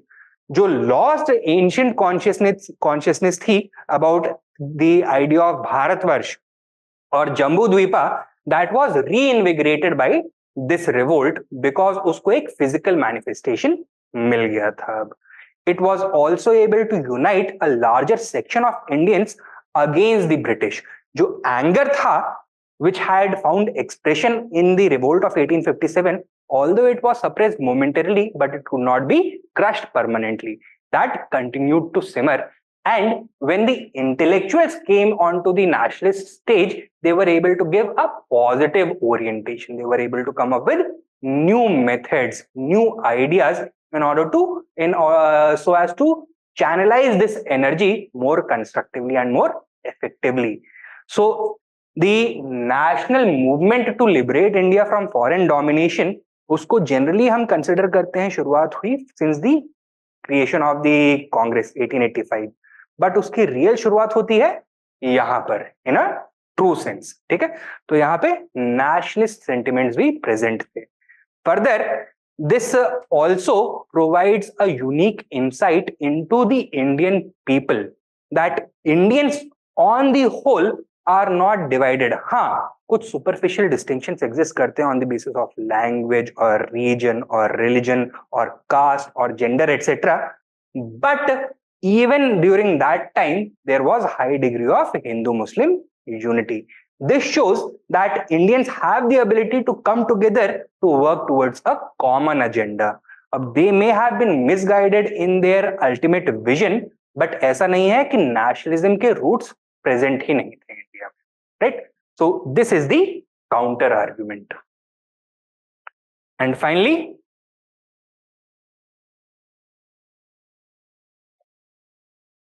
conclusion. क्या conclude करोगे? Was it, as this question suggests, a minor footnote in Indian history? No, it was a major watershed of Indian history. It may have failed in ending the British rule, but ऐसा नहीं है कि इसका कोई effect नहीं पड़ा British rule के ऊपर. The British rule was forced to respond to it in an immediate sense and bring about large-scale changes in the administration and its attitude. So it was a major watershed of Indian history, and while it failed in ending British rule, it succeeded in permanently altering British rule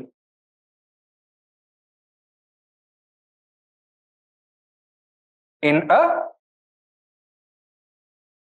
major way.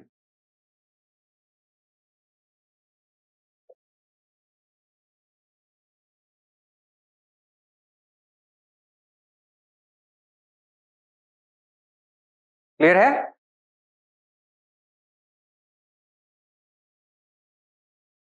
That is how we will address this particular question.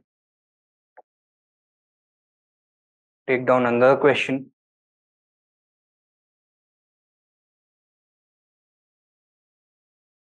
Discuss the political and military changes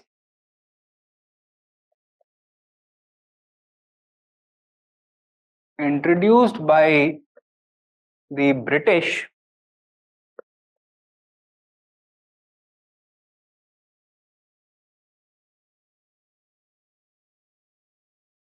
following the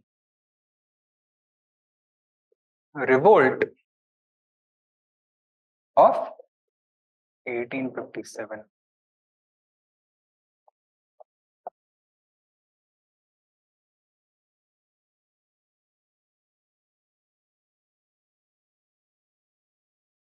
हो जाएगा ये?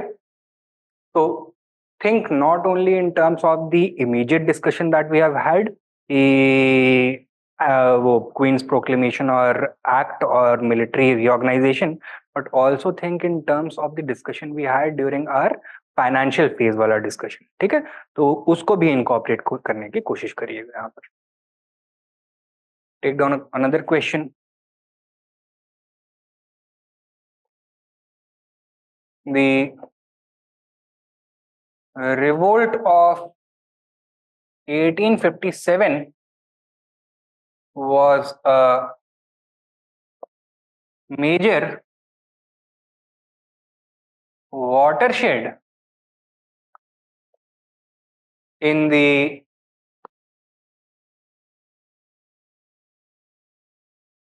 development of the British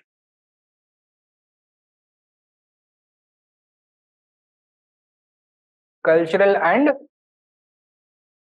social policies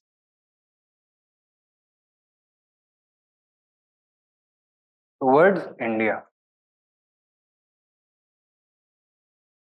Elaborate.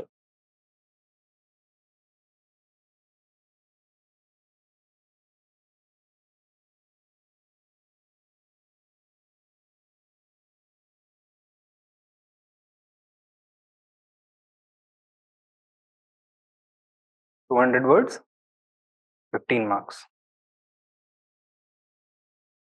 Next question. Discuss the economic consequences of the Great Revolt of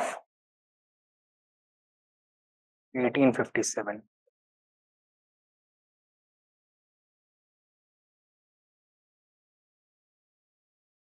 $200 words, 15 marks.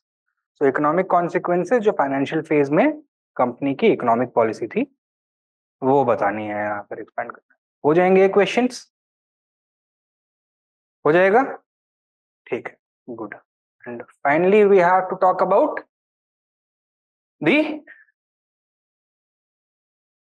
Nature of the revolt of 1857.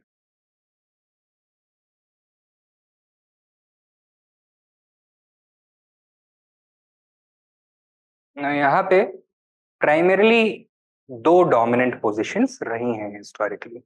One is the colonial position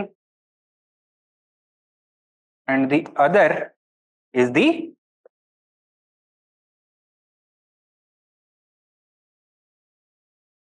nationalist position. ठीक है. अब colonial historians ने क्या emphasize किया है? What was the true nature of the revolt? Was it a widespread general revolt of all Indians who were fed up with the British rule in a general sense, or was it the result of the specific grievances of the sepoys only? Specific grievances of the sepoys only. तो इन्होंने इसको term किया है in terms of a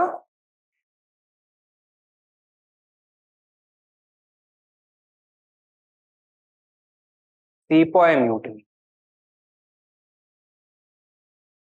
Whereas nationalist historians have generally tended to call it a national revolt.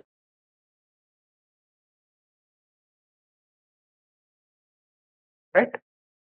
Or even a war of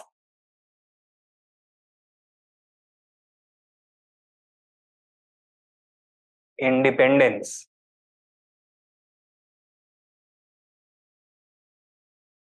ठीक है. Colonial historians have tried to emphasize in a contradictory manner that the revolt was unplanned and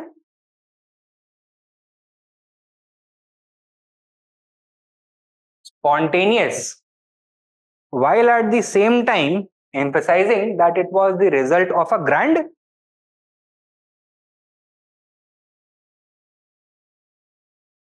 conspiracy of Muslims supported by Hindus against British rule. Whereas nationalist historians have generally emphasized upon its national character, that it was a proper war of independence and was a well-planned effort.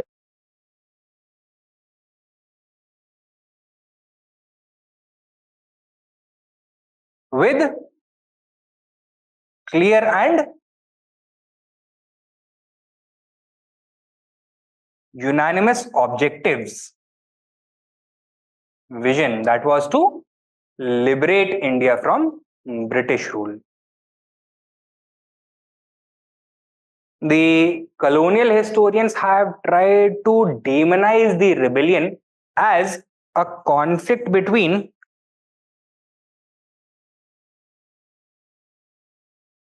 civilization and barbarism, as a revolt of religious fanatics against Christianity,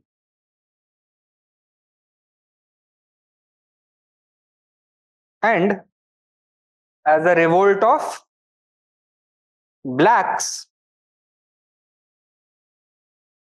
against whites. But this categorization can easily be dismissed on rational as well as objective grounds. For example, while it may be true that all whites were united in the same camp, but the same cannot be said for the blacks. In fact, जो British camps होते थे उनमें white से ज्यादा तो blacks होते थे, Indian soldiers होते थे. Similarly, it was not a conflict between civilization and barbarism. The British have done this simply to shield themselves from the excesses that they committed. The large-scale murder, rape, looting, burning of houses, clearing of villages that they did.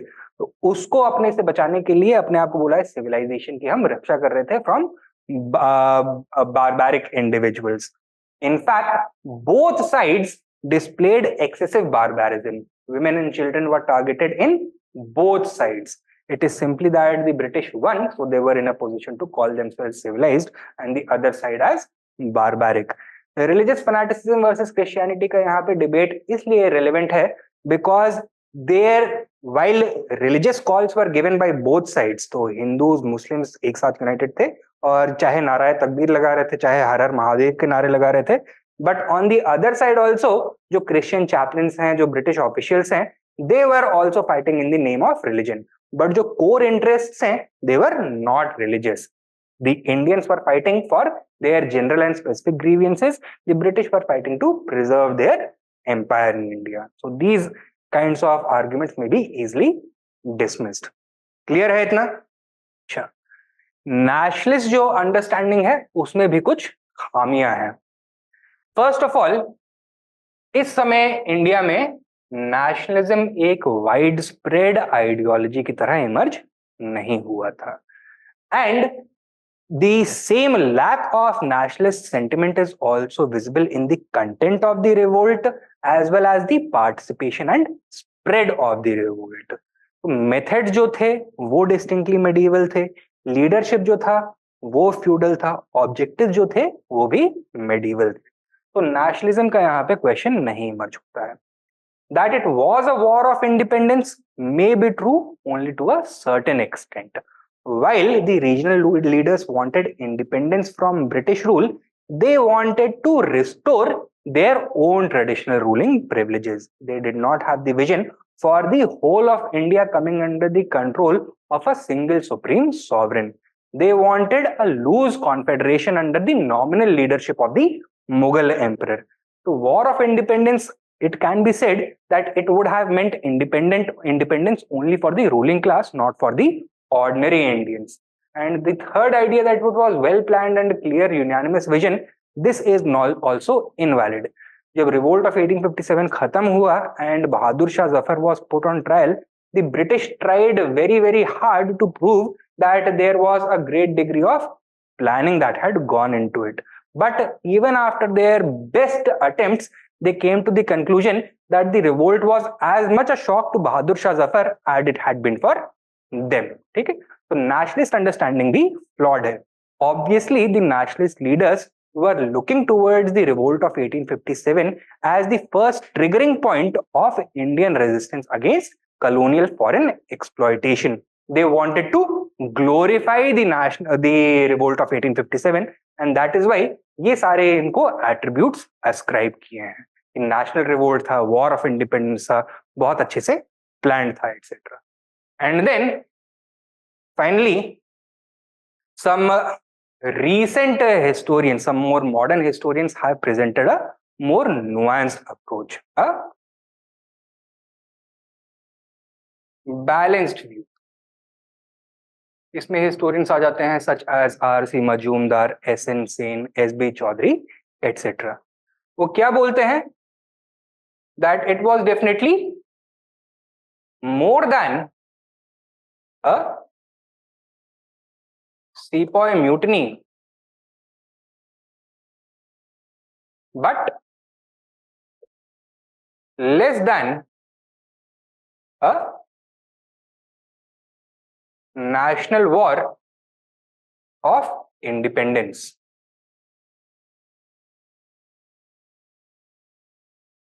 ठीक है, तो सीपॉय mutiny से तो ज्यादा था, simple सीपॉय mutiny नहीं था, general participation was also widespread, but it is also improper to call it a national war of independence. उससे कम था, क्योंकि जो national war of independence के characteristics होते हैं ना modern sense, this revolt lacked them. Maulana Azad ने भी same argument किया है. Jawaharlal Nehru has made the argument that it was fundamentally a feudal uprising supported by some sections of the peasantry, right? S.B. Chaudhary argue करते हैं that the revolt of 1857 was the result of the confluence of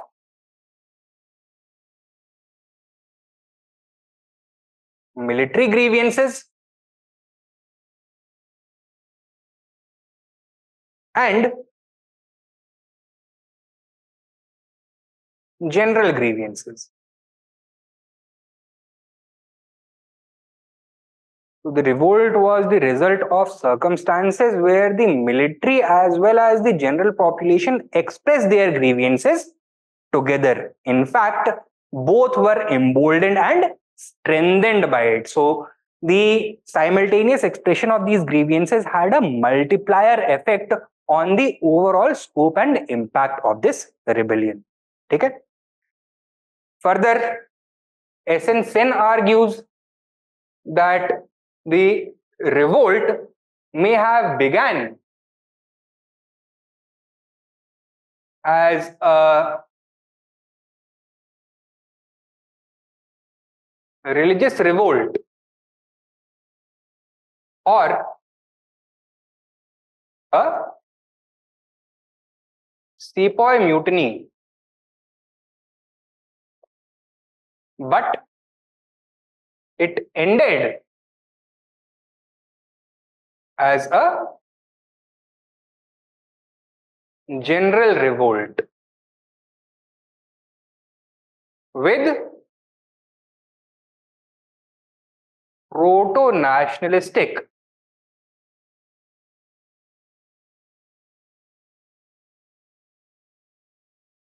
elements. ठीक है? So this is the more recent, more balanced approach towards understanding the Great Revolt of 1857. अब ये overview दे दिया है, expand we are going to do it in our next class. Overview समझ में आया ना? जो basic positions हैं जो एकदम poles apart हैं, reality इनके कहीं बीच में है. ठीक है? It was more than a simple sepoy mutiny, but less than a national war of independence.